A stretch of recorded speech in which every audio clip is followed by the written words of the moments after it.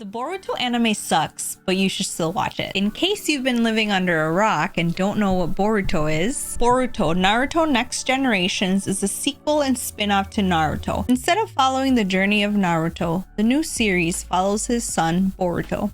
The spin-off tackles the life after the Great War has ended and Naruto finally became the Hokage. The experience of watching this series has truly been a roller coaster ride. Most times I love it, sometimes I hate it. I've been watching this anime weekly since its debut in 2017, and I recently read what's out of the manga. And though the anime gets a lot of hate for its anime-only content, here is why it's still worth the watch. We get world and character development, a new perspective of the shinobi world, and the setting up of stronger main characters and villains. Without further ado, let's get into it. First off, we are getting a lot of world and character development that the manga lacks.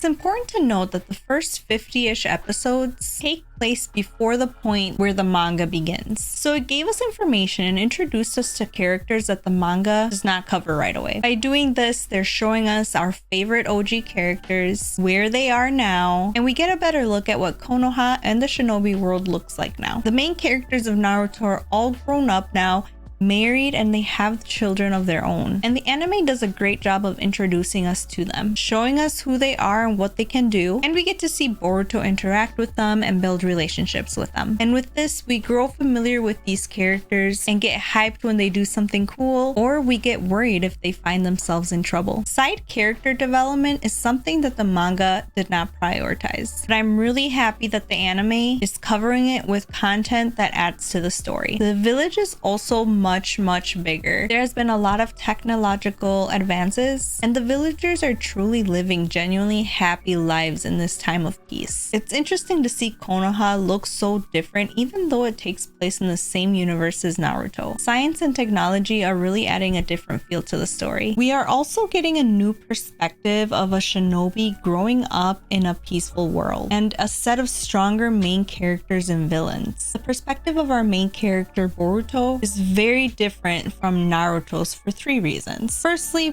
Boruto grew up in a time of peace with a family, along with many friends made either through his parents' friends or friends that he made on his own. As I mentioned before, the manga doesn't go into great detail on his relationships, but the anime does a really good job of covering that for us. Secondly, he doesn't have a tragic backstory right now. The only real tragedy that he has lived through is Naruto, his dad, becoming the Hokage and in turn becoming absent from his life. This resulted in Boruto resenting him. Lastly, we learned that unlike Naruto, Boruto is smart, catches on quickly, and he's just overall a talented boy. These three are complete opposites from what Naruto went through. I have heard complaints about Boruto's life being too easy and this series feeling like a slice of life, but based on the first episode where we see Boruto fighting another man named Kawaki, we know that this peaceful life will not last. The way I see it, Boruto's tragedy will be a sad one because he has a happy life surrounded by friends and family, but it's very likely that he may end up losing some or all of that someday. Boruto is going to have to overcome some very difficult things in his lifetime, and in turn he may end up becoming stronger than Naruto and Sasuke. Many have a hard time accepting the fact that there will be enemies stronger than Naruto and Sasuke. Slight spoiler here, but this series has introduced us to some new information regarding Kaguya, the last villain in Naruto, and the Akatsuki clan. In Naruto, we learned where Kaguya came from: space. Did we really think that Kaguya was the only one of her kind that would find her way down to Earth? Yes.